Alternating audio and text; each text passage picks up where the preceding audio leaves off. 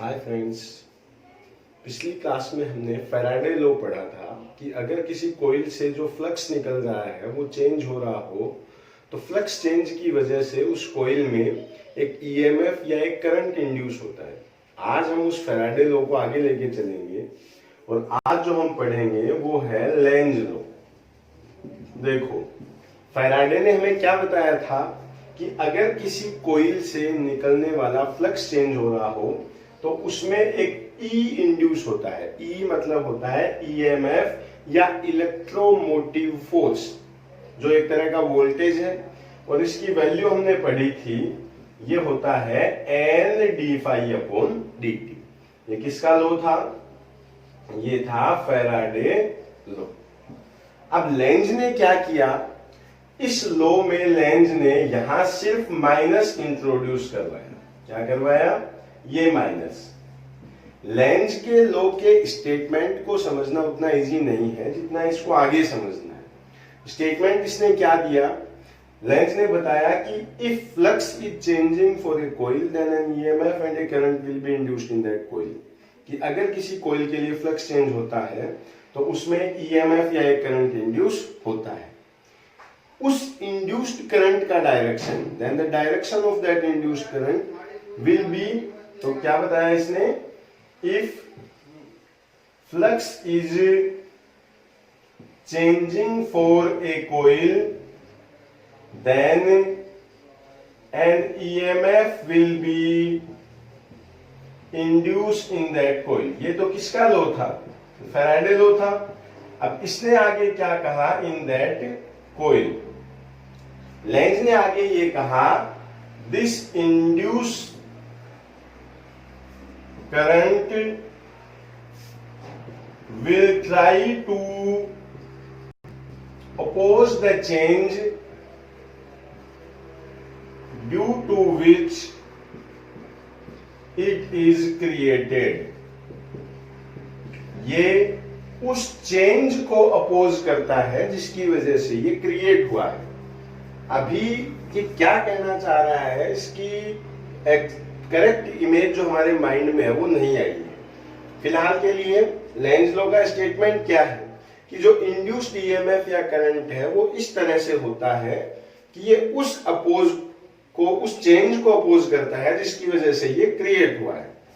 या हम कह सकते हैं, इसको हटा देते हैं यहां से, या कह सकते हैं इफ फाई इज इंक्रीजिंग, अगर किसी कॉइल का फ्लक्स इंक्रीज हो रहा है then induced current will try to decrease it.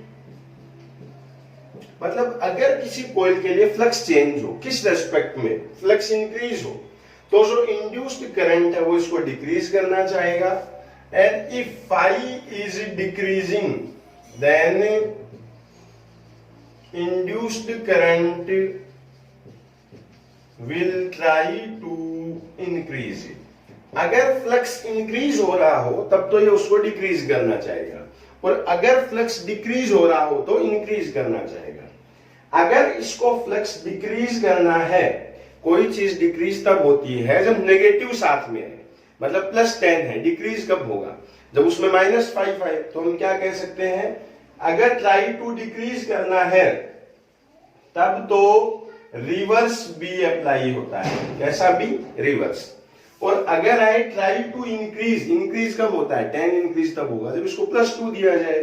तो हम कह सकते हैं इस केस में ये सेम बी अप्लाई करवाता है।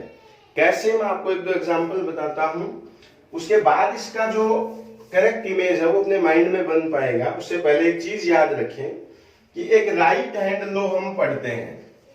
राइट हैंड लॉ ये क्या है कि अगर कोई कॉइल सर्कुलर हो, ये है, इसमें करंट मान लो इस तरह से है।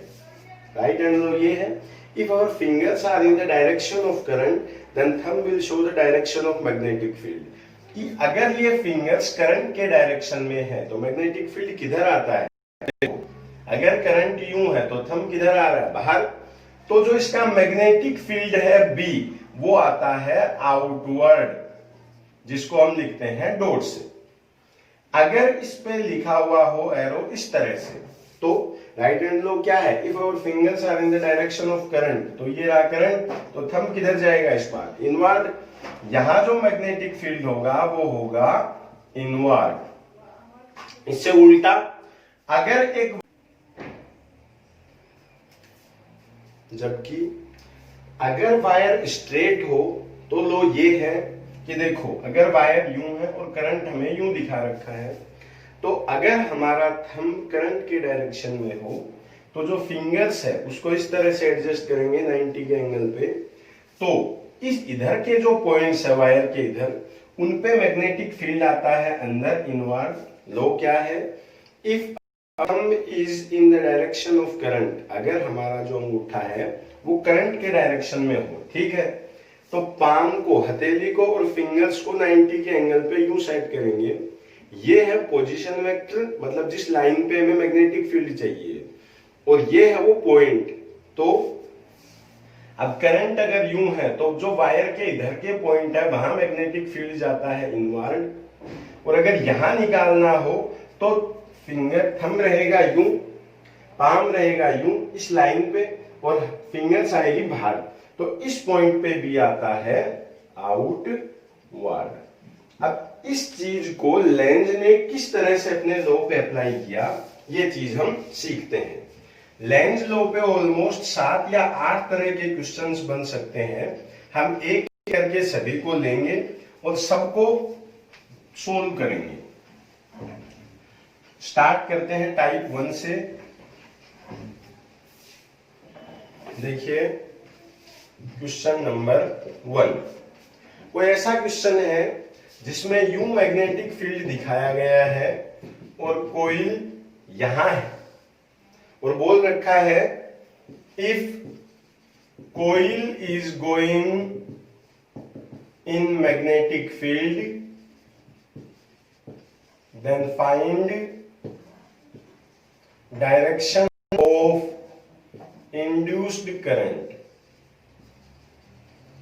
सवाल ये है कि जो कोइल है वो अभी फील्ड से बाहर है और ये धीरे धीरे फील्ड के अंदर आ रही है, तो जो मैग्नेटिक फील्ड का डायरेक्शन, सॉरी इंड्यूस्ड करंट का डायरेक्शन होगा वो क्या होगा। देखो यहां इस कोइल से कोई magnetic field line pass out नहीं हो रही थी, जब ये इसके अंदर आता है तो फ्लक्स इंक्रीज होगा। When coil comes in field, जब कोइल फील्ड में आती है, देन यहां से हम क्वेश्चन स्टार्ट करेंगे, फ्लक्स क्या होता है, इंक्रीज, क्योंकि पहले कोई भी लाइन इसमें से नहीं जा रही थी और अब लाइंस जाएगी। फ्लक्स क्या हो रहा है, इंक्रीज। मैंने ये कहा था कि अगर फ्लक्स इंक्रीज हो रहा हो तो इंड्यूस्ड करंट उसको डिक्रीज करना चाहेगा, और अगर डिक्रीज हो रहा हो तो उसको इंक्रीज करना चाहेगा। तो फ्लक्स क्या हो रहा है, इंक्रीज, तो जो इंड्यूस्ड करंट है क्या लिखेंगे, induced current will try to decrease, ये इसको क्या करना चाहेगा, कम करना चाहेगा। कम कब होता है, हमने क्या पढ़ा था, जब माइनस आए या उल्टा आए, रिवर्स बी आए, तो आएगा रिवर्स बी, उल्टा बी आए। पहले से बी किधर है, क्रॉस है, क्रॉस का मतलब होता है इनवर्ड, प्लेन के अंदर की तरफ। उल्टा आएगा इसका बाहर, बाहर का मतलब आएगा डॉट, ये होगा मैग्नेटिक फील्ड। क्रॉस से क्या आया है, उल्टा। अब राइट हैंड लॉ क्या है, मैग्नेटिक फील्ड किधर है, बाहर की तरफ है, आउटवर्ड है, ये रहा। अब फिंगर्स किधर घूमती है, यूं, तो जो इंड्यूस्ड करंट का डायरेक्शन होगा वो होगा एंटी क्लॉकवाइज। अगर इसी क्वेश्चन में बोल दिया जाता कि ये कोई मैग्नेटिक फील्ड है जिसमें ये कोइल रखी हुई है और कोइल बाहर जा रही है, if coil is going outward, अगर कोइल बाहर जा रही है, then direction of induced current, तो डायरेक्शन क्या होगा, देखो बाहर जब जाएगी तो फ्लक्स क्या होगा, डिक्रीज होगा, देन फ्लक्स इज डिक्रीजिंग। जब फ्लक्स इंक्रीज होता है तब तो करता है ट्राई टू डिक्रीज, और अगर फ्लक्स हो रहा हो डिक्रीज तो क्या करेगा, try to increase. Try to increase का मतलब क्या होगा, इंक्रीज कब होगा, जब सेम चीज आएगी। तो यहाँ पे हमने लिखना है सेम बी, कैसा बी, पहले से क्रॉस है और अब भी जो बी होगा वो कैसा होगा, क्रॉस। क्रॉस का मतलब क्या है, थंब अंदर की तरफ हो, ये अंदर है तो करंट किधर आता है, इस डायरेक्शन में। इस बार जो आंसर होगा वो होगा क्लॉकवाइज। ये थे टाइप 1, जब दिया जाए कि कोईल बाहर जा रहा है या कोईल अंदर आ रहा है। अब हम पढ़ते हैं इसका नेक्स्ट केस। अब इसमें जो हम टाइप 2 का केस लेते हैं, टाइप 2 का केस यूं आता है कि ये 4 बार हमें कोईल शो की हुई है, 1 2 3 और ये 4। इनके चारों के नीचे एक एक वायर है, ये है, यहां है, यहां है और यहां शो किया हुआ है एक इलेक्ट्रॉन। इसके नीचे लिखा हुआ है find direction of induced current if. इन सब में इंड्यूस्ड करंट का डायरेक्शन हमें फाइंड आउट करना है। इफ, अगर क्या हो, फर्स्ट केस में है आई इज इंक्रीजिंग, इस वायर का जो करंट है वो कंटिन्यू इंक्रीज हो रहा है। इसके नीचे लिखा है आई इज डिक्रीजिंग, इसके नीचे लिखा है आई इज कांस्टेंट और इसके नीचे लिखा है इलेक्ट्रॉन इज पासिंग, अगर इलेक्ट्रॉन यहां से जा रहा है। देखो, पहली चीज तो इन चारों पार्ट में जो कोईल है वो वायर के ऊपर है, तो इस वायर की वजह से जो मैग्नेटिक फील्ड है उसका डायरेक्शन हम राइट हैंड लॉ से निकालते हैं कि अगर ये थंब है ये करंट के डायरेक्शन में है और पॉइंट या कोईल जो ऊपर है ये करंट यूं हो, फिंगर्स यूं हो, तो जो वायर के ऊपर का पार्ट है वहां मैग्नेटिक फील्ड किधर मिलता है, आउटवर्ड मिलता है। तो हम ये कह सकते हैं कि वायर का जो मैग्नेटिक फील्ड है वो किधर है, आउटवर्ड। ये है वायर का भी। अब देखो, इफ आई इज इंक्रीजिंग, आई अगर इंक्रीज होता है करंट तो फ्लक्स भी इंक्रीज होगा। तो हम क्या कह सकते हैं, if I is increasing then flux is increasing.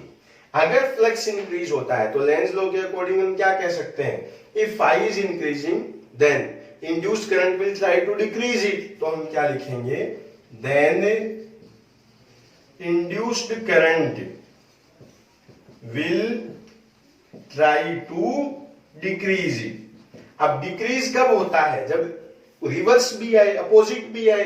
पहले से बी किधर है, डॉट है, अब डॉट का उल्टा क्या होगा, क्रॉस। ठीक है, क्रॉस का मतलब थंब किधर है, इनवर्ड है। अगर ये थंब इनवर्ड है तो फिंगर्स रोटेट होती है यूं, इसको क्या कह सकते हैं, ये है clockwise.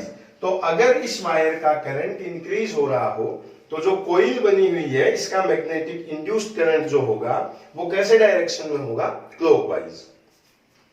If I is decreasing, अगर करंट डिक्रीज हो रहा हो तो इस कोईल से निकलने वाला फ्लक्स जो है वो कंटिन्यू होगा decrease, then flux is decreasing. अब जब फ्लक्स डिक्रीज होता है तो इंड्यूस्ड करंट क्या करता है, ट्राई टू इंक्रीज।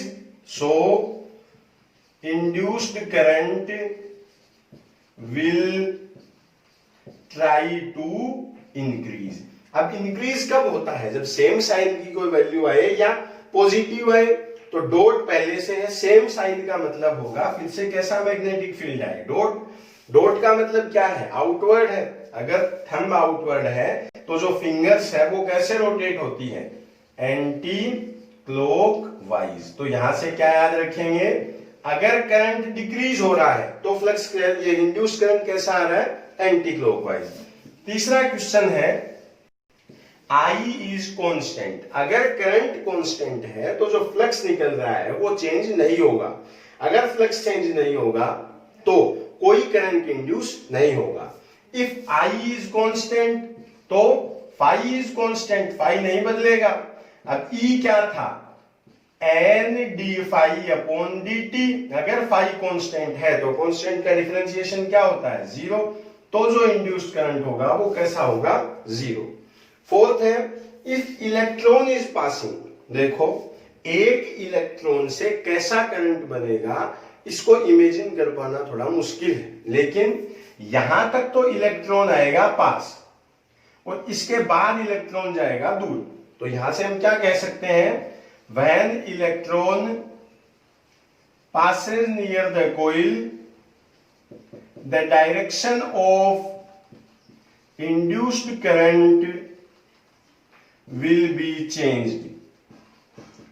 तो जो करंट का डायरेक्शन होगा वो क्या हो जाएगा, चेंज हो जाएगा, क्योंकि यहां तक जब इलेक्ट्रॉन पास में आएगा तब तो इलेक्ट्रॉन पास आया है तो फ्लक्स इंक्रीज हो रहा है, और फिर जब दूर जाएगा तो फ्लक्स क्या हो रहा है, डिक्रीज।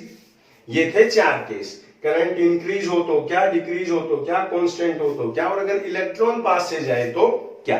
ये थे टाइप 2 के क्वेश्चन।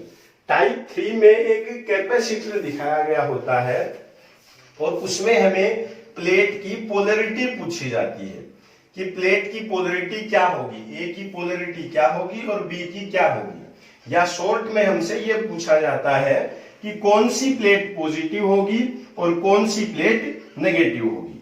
मैं आपको 2 क्वेश्चन करके दिखाता हूं, देखो ये है type 3, polarity of plates of capacitor. अब हम करते हैं इसको,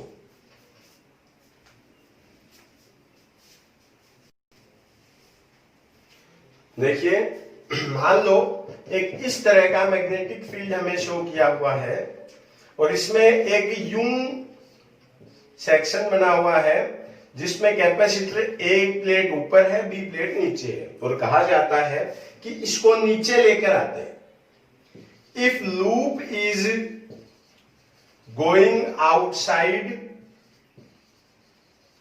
find polarity of A and B. तो ए और बी की पोलैरिटी बताओ। देखो जब ये इससे बाहर आएगा तो फ्लक्स क्या होगा, डिक्रीज होगा। हम क्या कह सकते हैं, as loop is going outward flux is decreasing. अब याद हो तो लेंज क्या बोलता है, अगर फ्लक्स डिक्रीज हो रहा हो तो इंड्यूस्ड करंट इसको क्या ट्राई करता है, फिर से इंक्रीज करने की। So induced current will try to increase. अब इंक्रीज कब होता है, जब कोई वैल्यू सेम साइन की आए। सेम मतलब क्या है, यहां क्रॉस है तो यहां भी कैसा बना हुआ हो, क्रॉस बना हुआ हो। क्रॉस का मतलब क्या है, थंब अंदर की तरफ है। क्रॉस का मतलब होता है थंब को अंदर रखना। तो ये थंब अगर अंदर है तो करंट का डायरेक्शन आता है इस तरह से, यूं क्लॉकवाइज। ये है करंट का डायरेक्शन। लेकिन हम जानते हैं कि जो इलेक्ट्रॉन होते हैं वो हमेशा करंट से उल्टे फ्लो करते हैं, रिवर्स डायरेक्शन में। तो हम क्या कह सकते हैं कि अगर करंट का डायरेक्शन ये है तो इलेक्ट्रॉन्स का डायरेक्शन होगा ये। मतलब ए प्लेट से इलेक्ट्रॉन बाहर निकलते हैं यहां से और फिर किसके अंदर आ रहे हैं, बी प्लेट के अंदर। जिस प्लेट से निकलते हैं वो कैसी होगी, पॉजिटिव, और जिस प्लेट में आते हैं वो कैसी होगी, नेगेटिव। जो प्लेट इलेक्ट्रॉन इमिट करती है वो कैसी होती है, पॉजिटिव, और जो एक्सेप्ट करती है वो कैसी होती है, नेगेटिव। तो ये पॉजिटिव होगा और ये नेगेटिव। ऐसा ही एक और क्वेश्चन मैं आपको करके दिखाता हूं। मान लो इसमें क्रॉस की जगह मैग्नेटिक फील्ड डॉट से शो किया हुआ होता और ये कोई लूप है जिसकी प्लेट होती ए और बी और ये इसके अंदर आ रहा होता। अब पूछा जाता कि find the polarity of plate of capacitor. देखो अगर ये अंदर जाएगा तो फ्लक्स क्या होगा, इंक्रीज होगा, क्योंकि यहां इसमें से मैग्नेटिक फील्ड लाइन कम पास आउट हो रही है और यहां होगी ज्यादा। तो हम क्या कह सकते हैं, as loop is going inside then flux is increasing. Flux क्या हो रहा है, इंक्रीज होगा। तो ये क्या करेगा, ट्राई टू डिक्रीज। डिक्रीज का मतलब होता है उल्टा, पहले से उल्टा। पहले से किधर है, डॉट है। अब डॉट का उल्टा फिर से यहां पे क्या होता, ये ए है और ये बी है, ये डॉट का उल्टा होता क्रॉस, अपोजिट। क्रॉस का मतलब क्या है, थंब अंदर की तरफ है। अंदर है तो करंट किधर है, ये देखो थंब अंदर है तो करंट है क्लॉकवाइज, इस तरह से है। करंट से उल्टे चलते हैं इलेक्ट्रॉन, तो यहां इलेक्ट्रॉन चलते इधर किस प्लेट से निकलते हैं, ए प्लेट से, और किस में आगे खत्म होते हैं, बी प्लेट में। तो ए पॉजिटिव कैसी है, फिर से पॉजिटिव, और बी कैसी है, नेगेटिव। ये थे टाइप 3 के क्वेश्चन जिसमें हमें किसी कैपेसिटर की प्लेट की पोलरिटी फाइंड आउट करने का काम दिया जाता है। अब कुछ छोटे क्वेश्चन हैं, जैसे क्वेश्चन नंबर 4 है कि यहां एक कॉइल है, मैग्नेट पास आए तो क्या होगा, अगर इसी जगह पे ये रोटेट हो तो क्या होगा। देखो अब मैग्नेट यहां है और ये यहां, आदमी जो देखने वाला है वो यहां है, यहां है। ये केस तो हम डिस्कस करेंगे क्वेश्चन नंबर 5 में। अभी हम डिस्कस करते हैं इसको, what will happen to coil if magnet is rotating at omega speed. देखो अगर ये यूं रोटेट हो रहा है, देखो मैग्नेट पास आता है तब तो फ्लक्स इंक्रीज होता है, और दूर आता है तो डिक्रीज होता है। लेकिन अगर इसी जगह पे रोटेट हो रहा हो तो इससे जो मैग्नेटिक फील्ड लाइन निकलती है वो कांस्टेंट रहेगी, पास आएगी तो बढ़ सकती है, दूर जाए तो घट सकती है।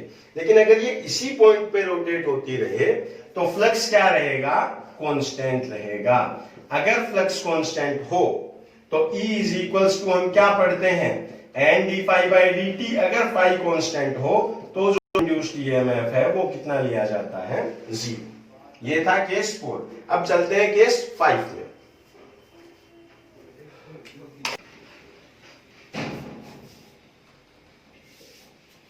देखिए अब हम बात करते हैं टाइप 5 के क्वेश्चन की, जिसमें एक जैसे 4 केस होंगे। अगर एक आपको समझ में आता है तो सारे केस ऑटोमेटिक समझ में आएंगे। जिसमें मान लो यहां कॉइल बनी हुई है, यहां ये कोई आदमी है, और यहां मैग्नेट रखा हुआ है SN, और लिखा क्या है, ये एरो लगा हुआ है। पूछा गया है find the direction of induced current in coil, coil के इंड्यूस्ड करंट का डायरेक्शन।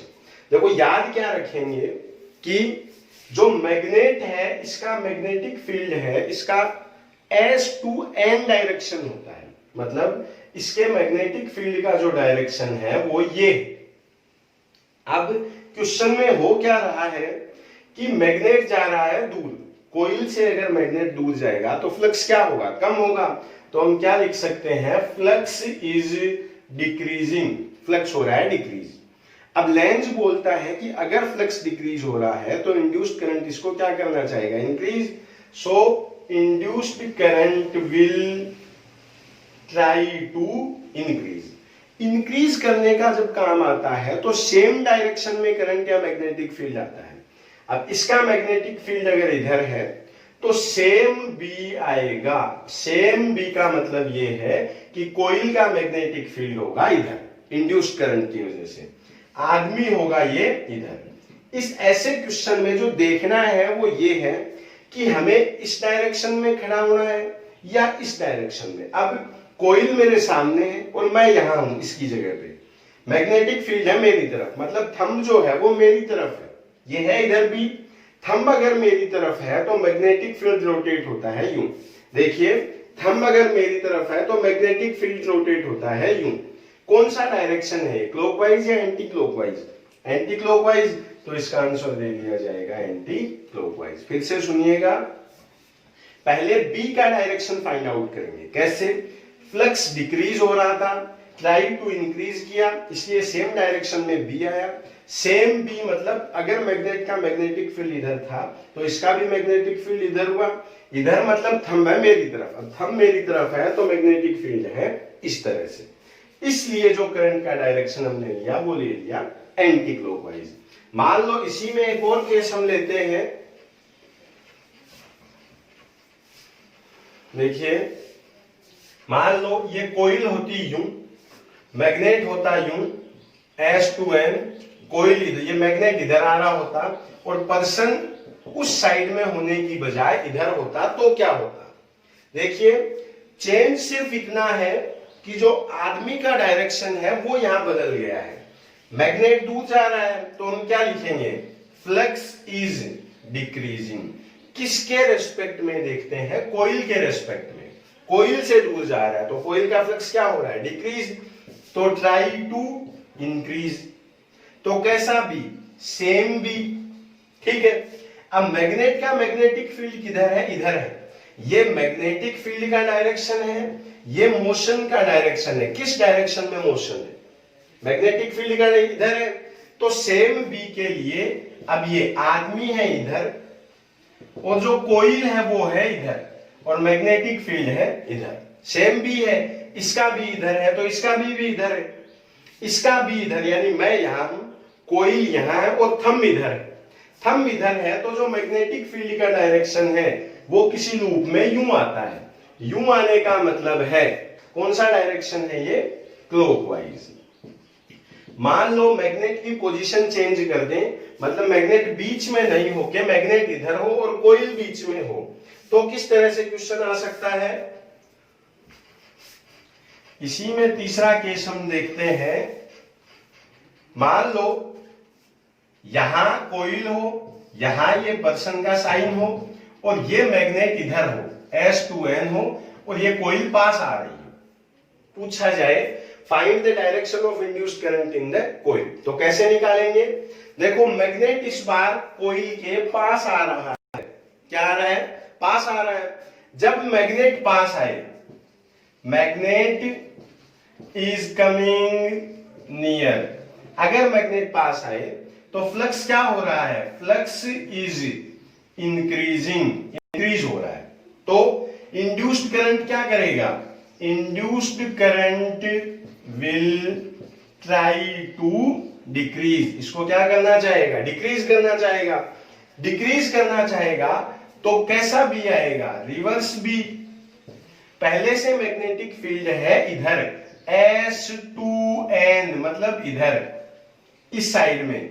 रिवर्स बी का मतलब होगा इधर का उल्टा है इधर। ये है इसका मैग्नेटिक फील्ड। कोयल है यहां, आदमी है यहां, मैं यहां हूं, कोयल यहां है और बी उधर है मेरे से दूर की तरफ। तो फिंगर्स आती है यूं, राइट हैंड लो से, मतलब यूं मेरे से दूर की तरफ। तो इस कोयल का जो मैग्नेटिक फील्ड है वो किधर आता है? करंट आता है क्लॉकवाइज और मैग्नेटिक फील्ड चला जाता है मेरे से दूर या अंदर की तरफ।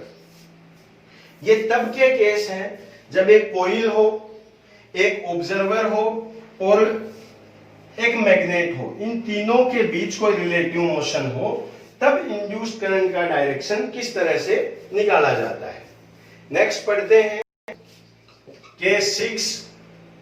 केस 6 है, मान लो ये दे रखा है कि एक कोयल है, एक मैग्नेट इसमें नीचे की तरफ गिर रहा है, तो इस मैग्नेट का एक्सीलरेशन क्या होगा? What is the acceleration of magnet